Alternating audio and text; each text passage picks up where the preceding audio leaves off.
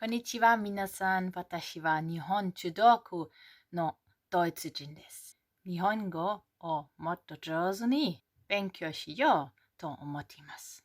今に動画での反応は英語を話します。必ず字幕をオンにしてください。I bet you thought I would never do this, but I want to learn Japanese. So let's start with 10 must-known facts about Japanese before you start learning. こんにちは、日本語できたのさやかです。Hi everyone, this is Sayaka from 日本語できた。Today in this video, you're going to learn 10 facts about Japanese you should know before you start learning. Now, you might be already in the process of learning. You're However, right. you might find some information still useful. Okay, so this is good. Stay with me. And now, without any further ado, let's get this started. She's cute. Okay, let's get right into it. Fact number 1.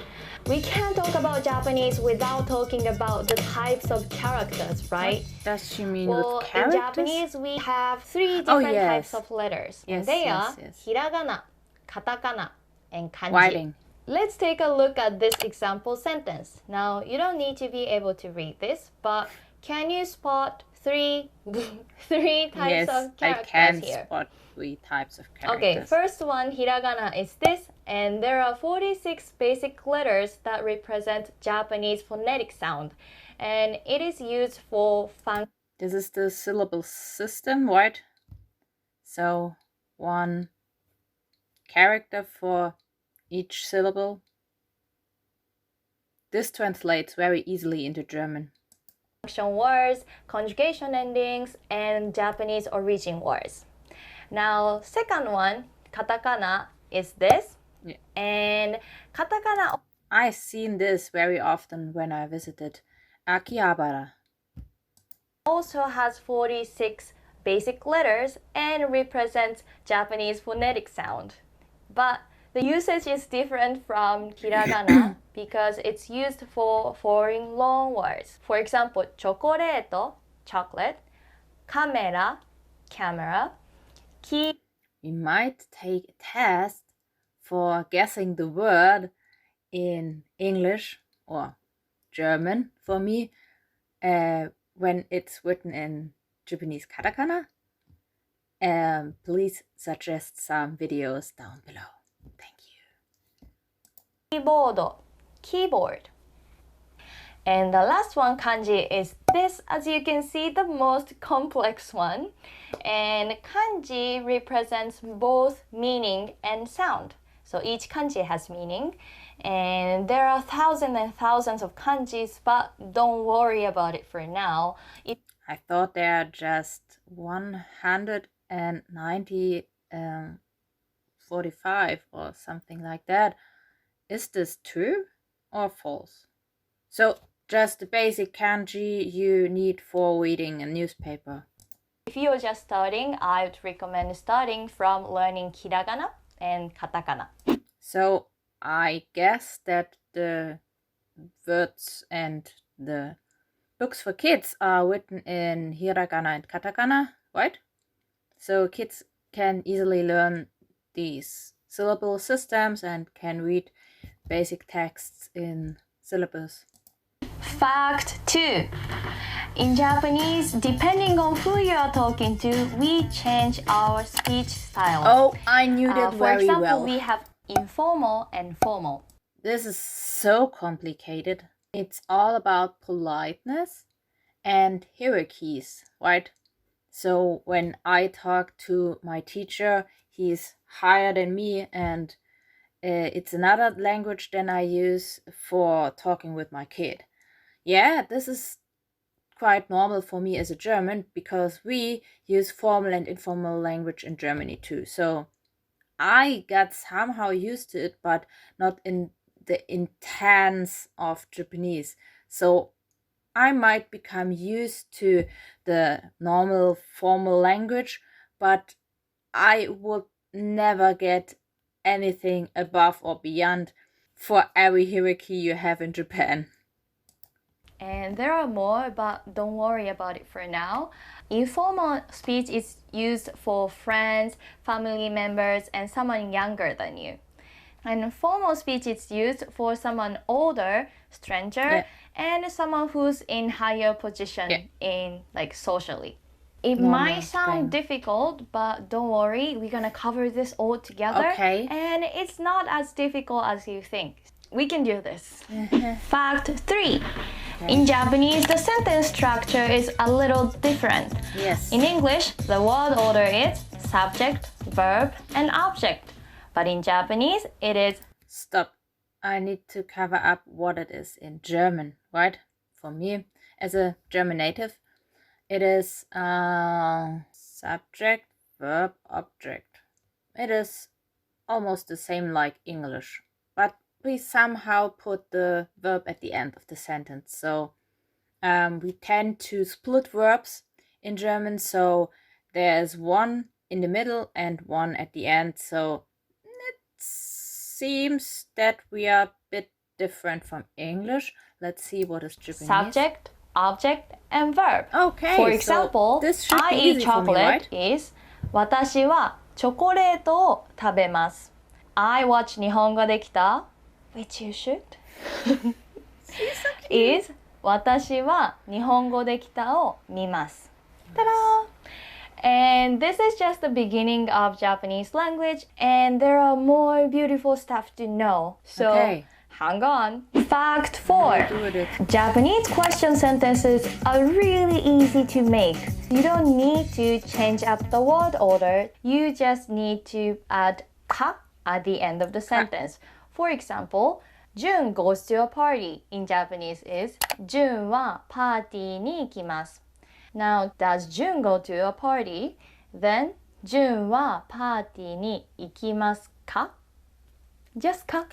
And in formal speech, you just raise the tone at the end. Let's just watch a clip, shall we?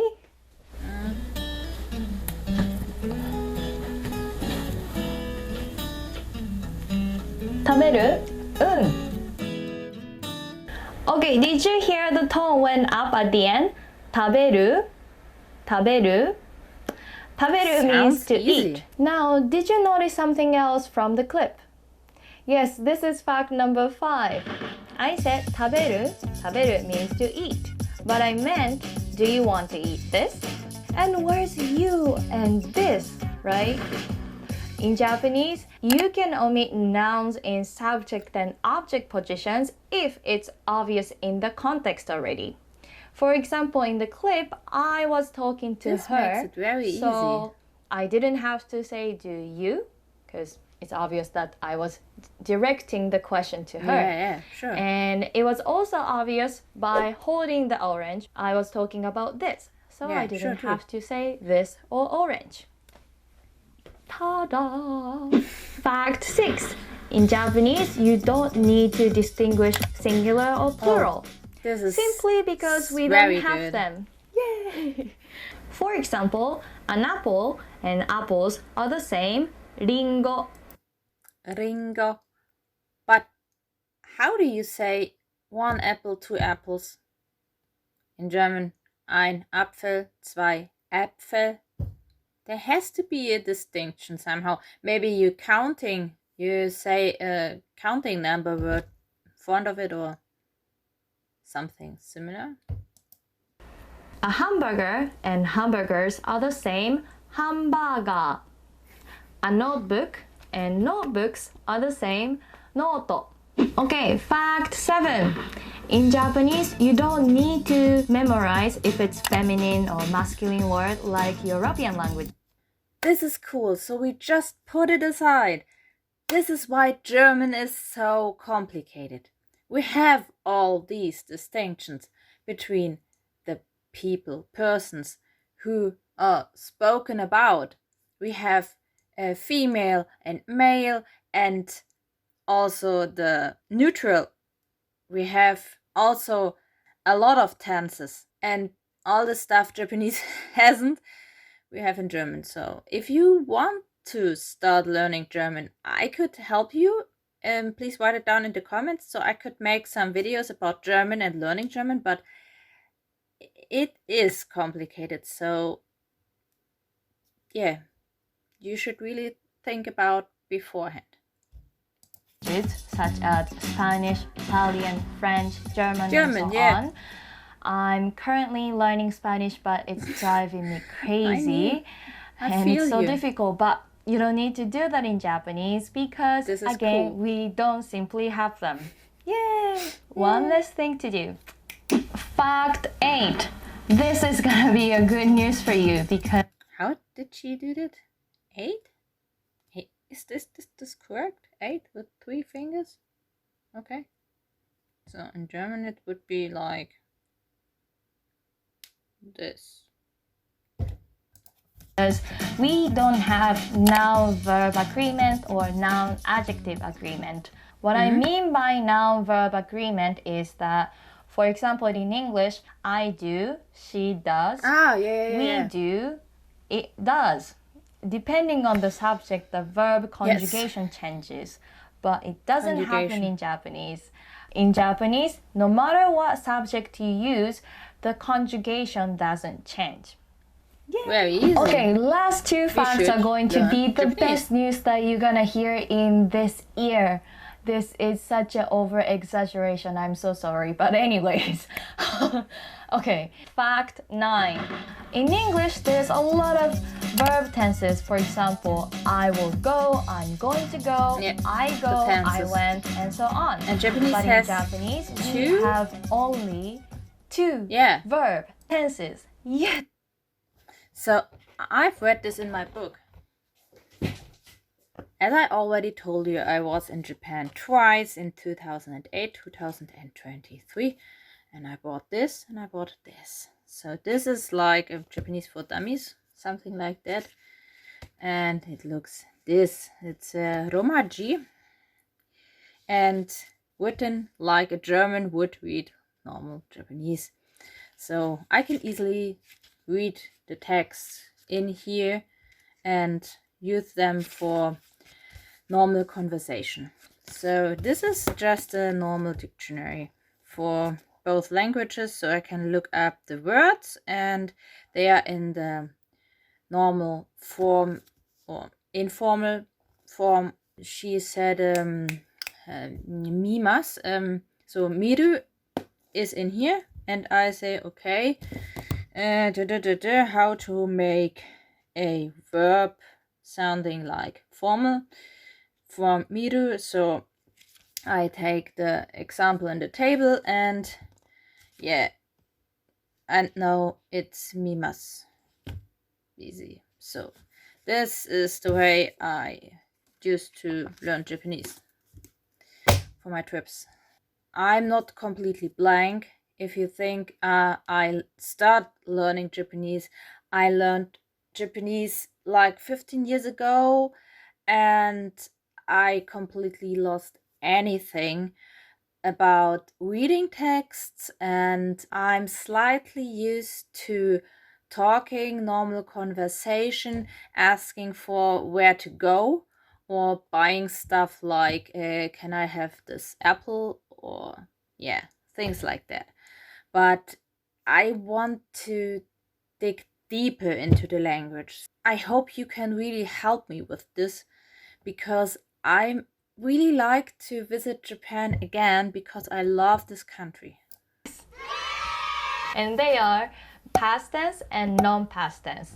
And what I mean by non-past tense is, if you were to say I go in Japanese is watashi wa ikimasu.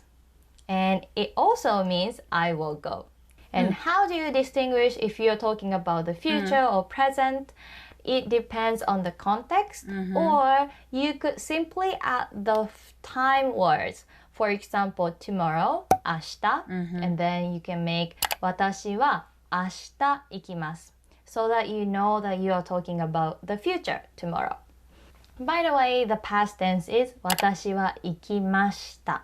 Okay, you're doing great, and this is the last fact, and this is going to make your life much easier, I promise. So, shall we start? In Japan. Fact 10. Track 10. In English, there are a lot of irregular verbs. Yes. And as In German, there are more. Okay? Just take this fact. I was learning English as a second language, I struggled with this a lot. For example, to make a past tense, you just simply add ed, but it's not always the case. Yes. You have like sleep, slept, and then like see, saw, seen.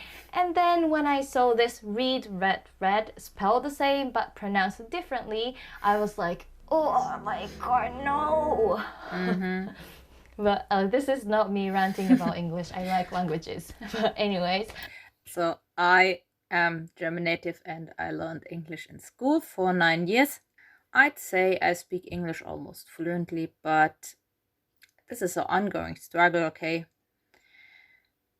You are never done with learning, so I'm still not up to date with every single term I won over.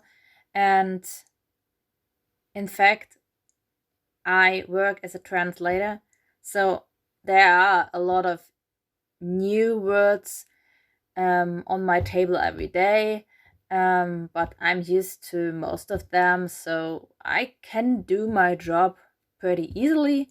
But in my mother tongue, I can create texts and use different words for the same thing and be a bit more creative. And I think this is the goal I have for Japanese. In Japanese, we only have 2 irregular verbs. This is perfect. Yes. And they are to come, Yeah. kuru, and to do, suru. Okay, you've made it to the end. Congratulations. Thank you for confirming me after every fact. This is so nice. And thank you so much for watching to the end. But I it's not hope the end. it was useful for your learning journey, and I believe you can do it. We can all do it, and let's learn Japanese language together. If you like this video, please give it a thumbs I up. will. And if you haven't already, please hit the subscribe button I and turn did. on the notification bell if you don't want to miss any of my video. Thank you very much for watching. I will take with me that Japanese is indeed, in fact, very easy to learn. But remembering how I learned Japanese in 2008 and what I can remember from this time, there were 2 things which broke my neck. And this was the keigo, and the second one was the numbers. So the number for small things and long things and big things, and there are a lot. I'm not used to this specific type of things and fillers and this kind of stuff. I'm really looking forward to find more videos who help me to get a bit closer to this language. If you have an idea what video could really help me with this, so please recommend it in the comments. And I really would like you to give me a thumbs up and to subscribe to watch more of these reaction videos about your wonderful country. And please recommend me to your friends and family. Maybe they have more ideas for videos to help me learning Japanese and find out more about the culture. So have a nice day, and I see you in the next video.